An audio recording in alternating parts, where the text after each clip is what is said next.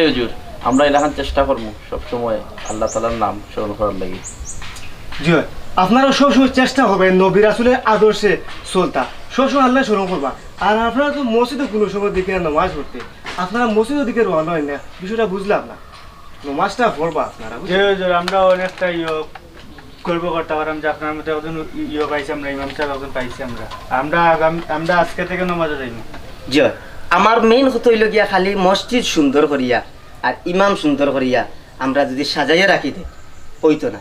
কারণ ইমাম সাহেবের দায়িত্ব না মসজিদ চালা, একটা মসজিদের হক হইল গিয়া এলাকার মুসল্লি হলের উপরে। আপনারা মুসল্লি হল যদি মসজিদে না যায় তাহলে মসজিদ যে সুন্দর করিয়া বানাইয়া বেকার। আগর জমানাত দেখুন আমরা নবী রাসূলের জমানাত মসজিদ আইনিতা বেড়ার আসলো কিন্তু মুসল্লির অভাব আসলো, ফাক্কা ইমানদার আসলা, নামাজি হল আসলা।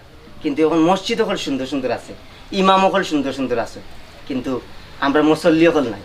এর কারণে মসজিদ সুন্দর করিয়া ইমাম সুন্দর করিয়া আসলে ইলাকান মসজিদের হক আদায় হয় না। মসজিদের হক আদায় হইল গিয়া আপনি মুসল্লি মসজিদে গিয়া নামাজের মাধ্যমে মসজিদের হকটা আদায় হয়। ওই জিনিসটা আমরা খেয়াল রাখি।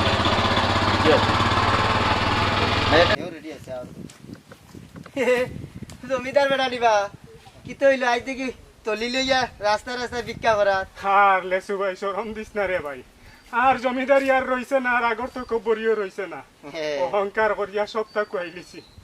অহংকার হইল পতনের মূল, ওখান বেটা গাইলে দিয়ারা অন মাইসে দেখবো করি লুকাই লুকাই ভিক্ষা করো।